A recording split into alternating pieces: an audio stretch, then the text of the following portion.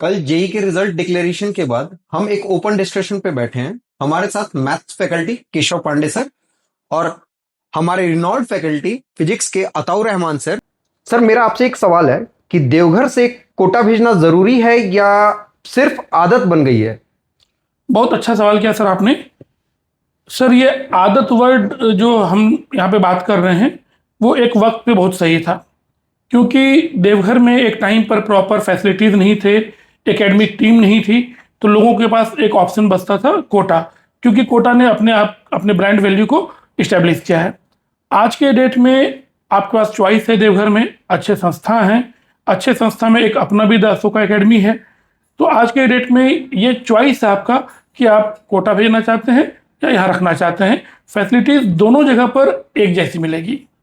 ठीक है सर, मेरा दूसरा सवाल है कि अगर रिजल्ट नहीं आ रहा है तो प्रॉब्लम सिटी है या सिस्टम?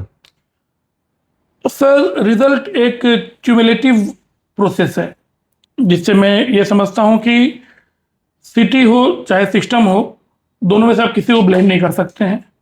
वैसा सिस्टम जो बहुत बेहतर है उसके 100% बच्चे कभी रिजल्ट नहीं दे सकते, और जिस सिटी में बहुत अच्छा कोचिंग नहीं है वहाँ भी अच्छे बच्चे रिजल्ट दे देते हैं।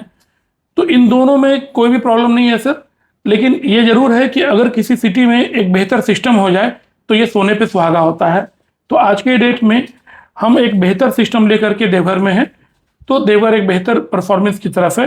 आपको मालूम होगा सर कि अपने 3 बच्चे भी क्वालिफाई किए हैं जेईई मेंस में, काफी अच्छा रिजल्ट किया उन्होंने पायलट बैच से हमारे।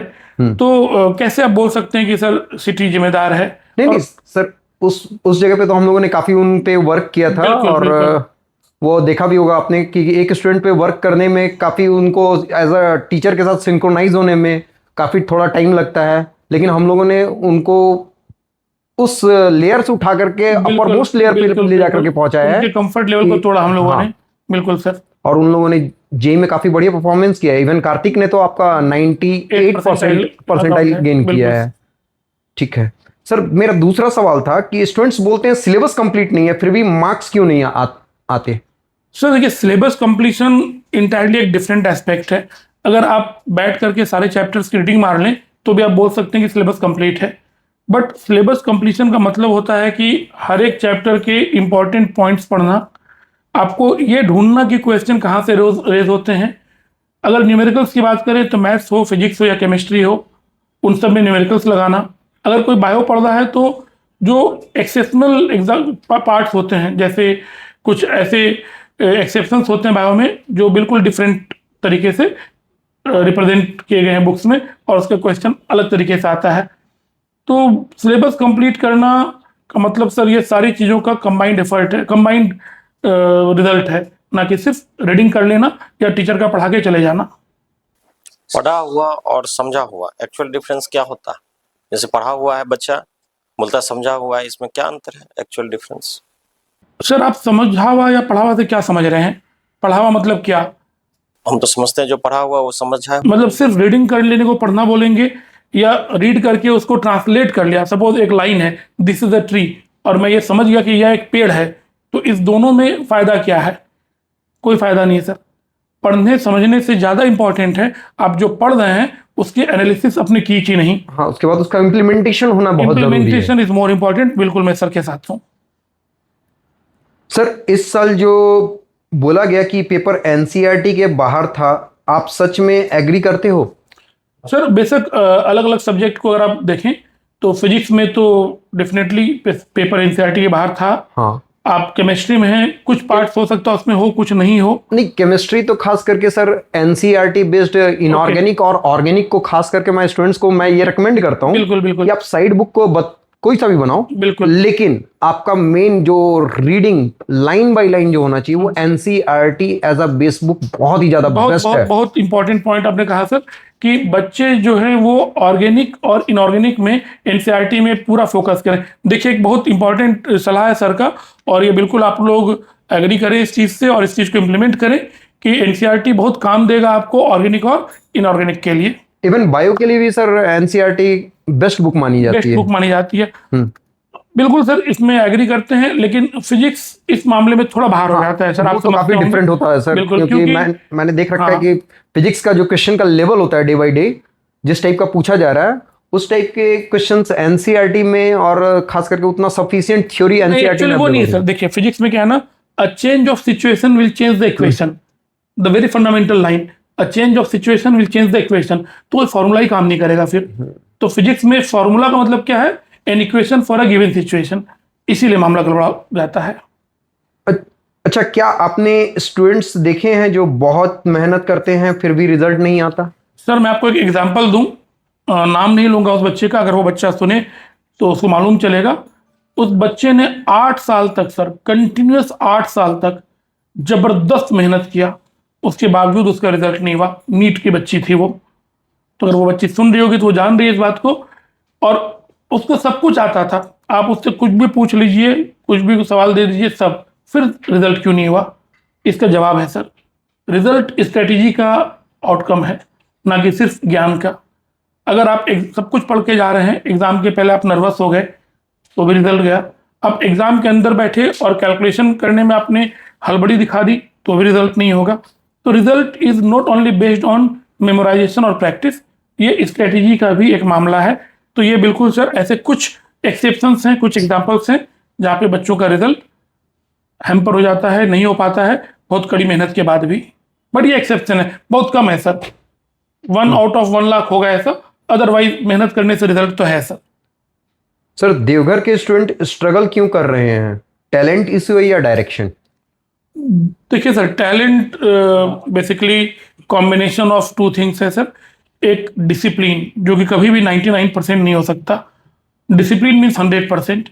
जितना जरूरी आपके लिए 3 टाइम खाना है हर दिन, उतना ही जरूरी अगर आपका तीनों सब्जेक्ट पढ़ना होगा हर दिन, तो आप रिजल्ट के करीब होंगे। आप एग्री करते होंगे हाँ, सर? इस बात से तो मैं एग्री करता हूँ कि किसी भी स्टूडेंट को अगर वो जेई का है तो उसको पीसीएम रेगुलर टच में रहना बिल्कुल। चाहिए। ये नहीं कि अब एक दिन वो एक सब्जेक्ट पढ़ रहा है बिल्कुल। और वो 2 को स्किप कर दे रहा है। तो सबसे पहले तो स्टूडेंट को सिंक्रोनाइज होकर के वो तीनों चीजों पे फोकस करना होगा और रेगुलर 365 इंटू 12 आवर का जो भी उनका पढ़ाई का शेड्यूलिंग है वो होना तो चाहिए। ये फर्स्ट पार्ट हो गया सर कि बच्चों को बिल्कुल डिसिप्लिन होकर करना ही होगा। और दूसरी बात है जो आपने डायरेक्शन की लिखी, सर डायरेक्शन तो बहुत इंपॉर्टेंट है। जैसे अगर मैंने अभी खाने का एग्जांपल दे दिया, अगर आपने एक बैलेंस डाइट नहीं लिया, अगर आप विटामिन सी की कमी से जा रहे हैं तो आपको मालूम है स्कर्वी हो जाएगा, बी कॉम्प्लेक्स की कमी है तो कुछ और परेशानी होगी, एक ही है तो आंख में परेशानी होगी। तो डायरेक्शन भी इंपॉर्टेंट है sir. Direction is like vitamin, वो आपको सेहतमंद रखेगा प्रॉपर तरीके से। और आपके गोल को अचीव करने में वो गोल को काफी ज्यादा हेल्पफुल बिल्कुल बिल्कुल सर। हेल्पफुल और रहेगा। बेसिकली क्या है ना सर, गोल का मतलब सिर्फ जेई का रिजल्ट नहीं है। हाँ, वो तो गोल का सर मतलब है आप जो कर रहे हैं ना, आप अपने अंदर एक इनहेरेंट प्रॉपर्टी डेवलप कर रहे हैं मेहनत करने की। और अगर आपके अंदर वो प्रॉपर्टी इनहेरिट हो गई तो फिर आप एक्स में, वाई में या जेड में कहीं ना कहीं सक्सेसफुल तो होंगे। सर पिछले साल जो छोटा बैच था उसमें एग्जैक्टली क्या डिफरेंट हुआ? सर वो जो 4 बच्चे सिलेक्ट किया था हम लोगों ने स्कॉलरशिप टेस्ट लेकर के, हाँ, पायलट बैच जिसका बना था, आप भी उसके पार्ट रहे ही और आपने भी बहुत बड़ा योगदान दिया है। तो बेसिकली उसमें 3 चीजें थी सर, पढ़ाना, टेस्ट करना और मॉनिटर करना। पढ़ाने से मुराद है कि बच्चों का सिलेबस टाइमली कंप्लीट हो, बच्चे उसको खुद प्रॉपर्ली प्रैक्टिस कर ले।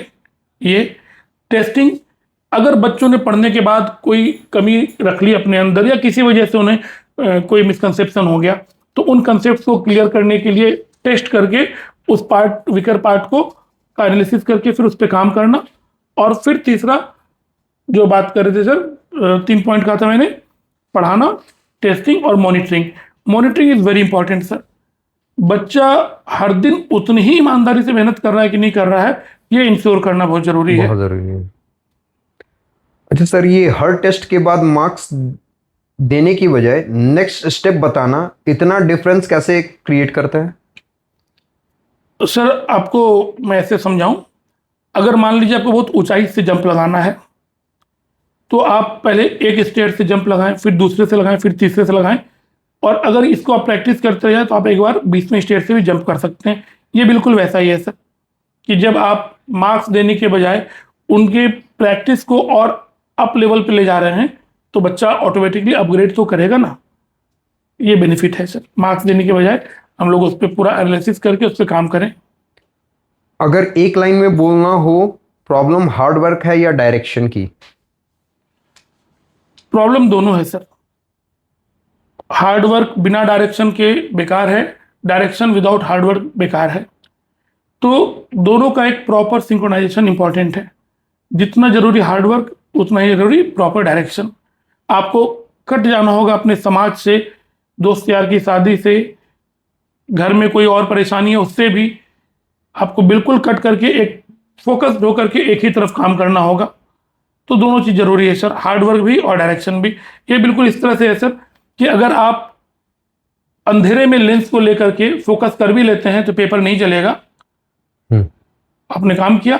लेकिन धूप में लेकर के अगर पेपर को फोकस करते तो चलेगा। तो direction is also important, focus पे नहीं होगा तो नहीं चलेगा। और हार्ड वर्क भी इंपॉर्टेंट, तो इंटेंसिटी भी जरूरी है और डायरेक्शन भी जरूरी है। पायलट बैच का बेहतरीन रिजल्ट रहा, तो इस साल हम लोग पायलट बैच के लिए क्या स्ट्रेटजी अपना रहे हैं? सर देखिए, जैसे कि अपने हम लोग दो तरह के बच्चों का इनपुट लेते हैं। एक स्कॉलरशिप टेस्ट के थ्रू पायलट बैच बनाते हैं, और दूसरा वो बच्चे जो एक्स्ट्रा केयर बेसिक्स पढ़ने के लिए आते हैं। ऑब्वियसली बात है सर, दोनों का अधिकार है रिजल्ट पे। जो बच्चे अभी तक नहीं किए हैं वो बेहतर करें, उसके लिए एक अलग बैच बनेगा। और अगर हम लोग पायलट बैच की बात करें तो इस बार 20 बच्चों के इनपुट के साथ हम लोग काम करना चाह रहे हैं। बहुत सक्सेसफुल अभी तक नहीं हुए हैं। इसका वजह यह है कि अभी ब्रांड के तौर पे अशोका एकेडमी अपना इस्टेब्लिश नहीं हुआ है। अब होगा, क्योंकि अपने पास आउट ऑफ 4 3 बच्चों ने रिजल्ट दिया है, तो अब लोगों का विश्वास भी आएगा। टीचर टीम अपनी इतनी अच्छी है, जैसा कि आप खुद सुपर 30 में थे, आकाश में थे, सर पेस में थे, बोकारो डीपीएस का प्रोग्राम चलाया है। मैं खुद ब्रिलियंट ट्यूटोरियल और बंसल जैसे जगहों में काम करके आया हूँ। आकाश में आपके साथ था ही, सुपर 30 में भी था।